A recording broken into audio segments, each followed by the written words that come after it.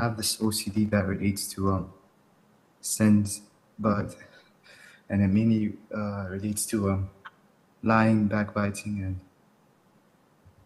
disrespecting my parents. And at times I get confused a lot on whether I actually did it or not.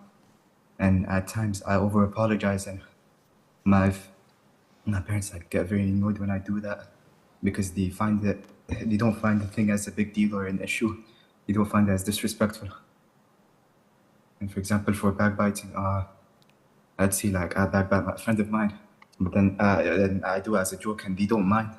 But I get very paranoid and I apologize to them, and they themselves get annoyed because they don't find it as an issue. And for example, for lying, I get confused whether I actually did it or not. And there's a bunch of other issues, but I get really confused a lot with my attention. I don't know if I did the sin or not, and I don't know if it's a sin or not. And it makes me very paranoid. Well, first of all, Akhi, you need to learn your religion.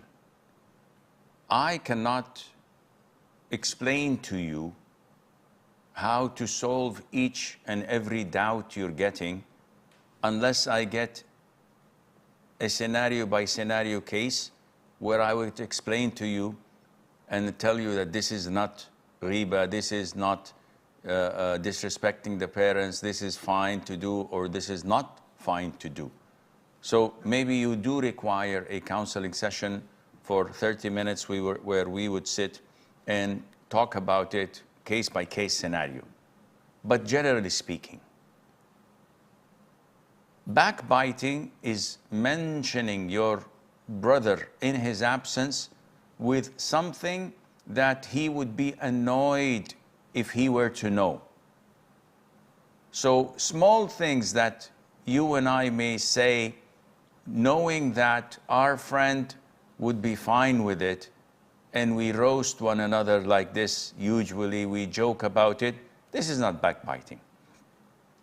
Things that you may feel that your parents were not fine with, but they're not disrespected and they don't feel that you've committed a sin, yet they would have loved it the other way. You should not go and apologize, especially when you know that the consequence of your apology would be far greater than what you had done, meaning that you would cause them to be annoyed or upset for repeatedly apologizing over these things that they think it's natural. So you have to weigh the pros and cons and weigh the consequences. And accordingly you act. And this is the Islamic way of doing things. We weigh and estimate and forecast the consequences of our action. If it is positive, we go ahead and do it. If it's not, we refrain. It's not the other way around. We shoot, then ask questions. No. We have to know what will be the consequences of our actions or of what we say.